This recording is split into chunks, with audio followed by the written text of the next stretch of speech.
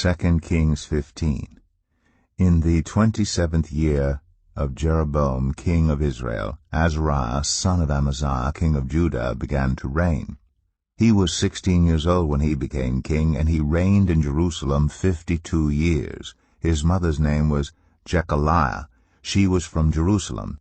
He did what was right in the eyes of the Lord, just as his father Amaziah had done. The high places, however, were not removed. The people continued to offer sacrifices and burn incense there. The Lord afflicted the king with leprosy until the day he died, and he lived in a separate house. Jotham, the king's son, had charge of the palace and governed the people of the land. As for the other events of Azariah's reign and all he did, are they not written in the book of the annals of the kings of Judah?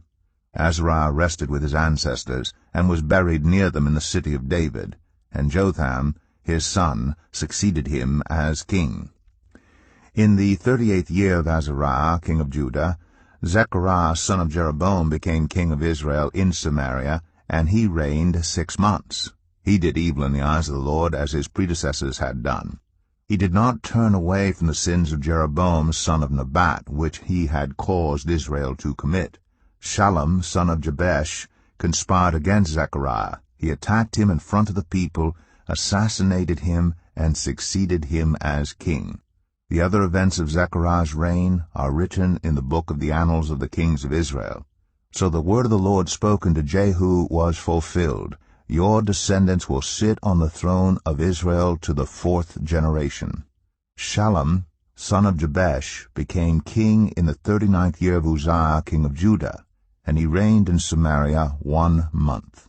Then Menahem, son of Gadai, went from Tirzah up to Samaria. He attacked Shallum, son of Jabesh, in Samaria, assassinated him, and succeeded him as king. The other events of Shallum's reign and the conspiracy he led are written in the book of the annals of the kings of Israel. At that time Menahem, starting out from Tirzah, attacked Tiphsah and everyone in the city and its vicinity because they refused to open their gates. He sacked Tiphsah and ripped open all the pregnant women.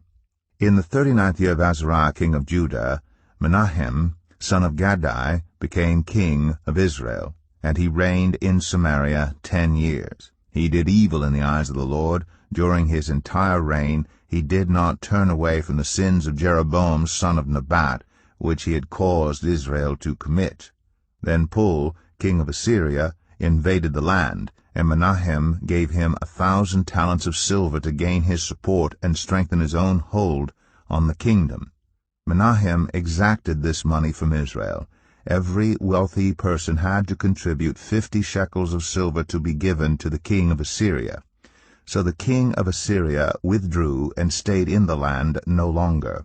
As for the other events of Menahem's reign and all he did, are they not written in the book of the annals of the kings of Israel? Menahem rested with his ancestors, and Pekahiah his son succeeded him as king. In the 50th year of Azariah king of Judah, Pekahiah son of Menahem became king of Israel in Samaria, and he reigned 2 years. Pekahiah did evil in the eyes of the Lord. He did not turn away from the sins of Jeroboam son of Nebat, which he had caused Israel to commit. One of his chief officers, Pekah, son of Remaliah, conspired against him. Taking 50 men of Gilead with him, he assassinated Pekahiah, along with Argob and Arieh, in the citadel of the royal palace at Samaria.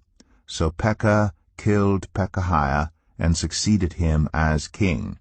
The other events of Pekahiah's reign, and all he did, are written in the book of the annals of the kings of Israel.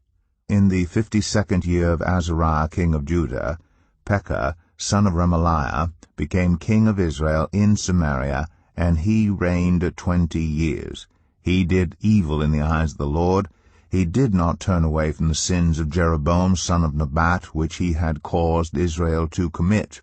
In the time of Pekah, king of Israel, Tiglath-Pileser, king of Assyria, came and took Ijon, Abel Beth-Makkah, Genoa, Kadesh, and Hazor. He took Gilead and Galilee, including all the land of Naphtali, and deported the people to Assyria. Then Hoshea, son of Elah, conspired against Pekah, son of Remaliah. He attacked and assassinated him, and then succeeded him as king in the 20th year of Jotham, son of Uzziah. As for the other events of Pekah's reign, and all he did, are they not written in the book of the annals of the kings of Israel? In the 2nd year of Pekah, son of Remaliah, king of Israel, Jotham, son of Uzziah, king of Judah, began to reign. He was 25 years old when he became king, and he reigned in Jerusalem 16 years. His mother's name was Jerusha, daughter of Zadok. He did what was right in the eyes of the Lord, just as his father Uzziah had done.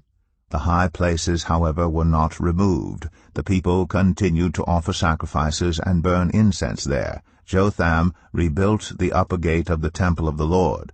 As for the other events of Jotham's reign and what he did, are they not written in the book of the annals of the kings of Judah? In those days the Lord began to send Rezin, king of Aram, and Pekah, son of Remaliah, against Judah. Jotham rested with his ancestors, and was buried with them in the city of David, the city of his father, and Ahaz his son succeeded him as king. 2 Chronicles 26. Then all the people of Judah took Uzziah, who was 16 years old, and made him king in place of his father Amaziah.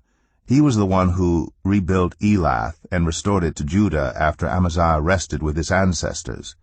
Uzziah was 16 years old when he became king, and he reigned in Jerusalem 52 years. His mother's name was Jechaliah. She was from Jerusalem. He did what was right in the eyes of the Lord, just as his father Amaziah had done. He sought God during the days of Zechariah, who instructed him in the fear of God. As long as he sought the Lord, God gave him success. He went to war against the Philistines and broke down the walls of Gath, Jabneh, and Ashdod. He then rebuilt towns near Ashdod and elsewhere among the Philistines. God helped him against the Philistines, and against the Arabs who lived in Gur-Baal, and against the Meunites. The Ammonites brought tribute to Uzziah, and his fame spread as far as the border of Egypt, because he had become very powerful. Uzziah built towers in Jerusalem at the corner gate, at the valley gate, and at the angle of the wall, and he fortified them. He also built towers in the wilderness and dug many cisterns, because he had much livestock in the foothills and in the plain. He had people working his fields and vineyards in the hills and in the fertile lands, for he loved the soil. Uzziah had a well-trained army, ready to go out by divisions according to their numbers, as mustered by Jael the secretary, and Maaseiah the officer, under the direction of Hananiah, one of the royal officials. The total number of family leaders over the fighting men was 2,600. Under their command was an army of 307,500 men trained for war, a powerful force to support the king against his enemies. Uzziah provided shields, spears, helmets, coats of armor, bows, and sling stones for the entire army.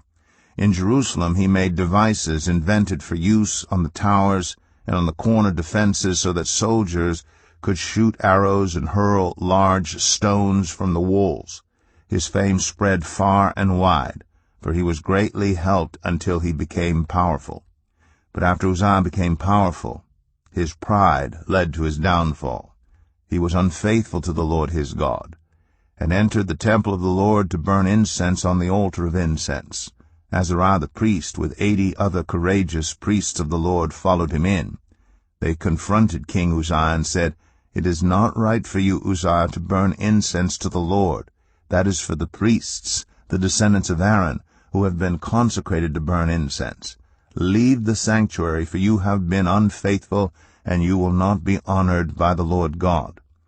Uzziah, who had a censer in his hand ready to burn incense, became angry. While he was raging at the priests in their presence before the incense altar in the Lord's temple, leprosy broke out on his forehead. When Azariah the chief priest and all the other priests looked at him, they saw that he had leprosy on his forehead. So they hurried him out. Indeed, he himself was eager to leave, because the Lord had afflicted him. King Uzziah had leprosy until the day he died. He lived in a separate house, leprous, and banned from the temple of the Lord. Jotham his son had charge of the palace, and governed the people of the land. The other events of Uzziah's reign, from beginning to end, are recorded by the prophet Isaiah, son of Amoz. Uzziah rested with his ancestors and was buried near them in a cemetery that belonged to the kings, for people said he had leprosy, and Jotham his son succeeded him as king. As we close out of the video today, I would like to bring your guys' attention to both my merch shop and my shop. Now, both of these I've been working on for quite some time. I started my merch shop, I believe, in 2021, something around there, and my shop I started just last year. Both have not been doing very well at all, but I figured I would bring it to your guys' attention. Both of them have great items that you might love and you may want.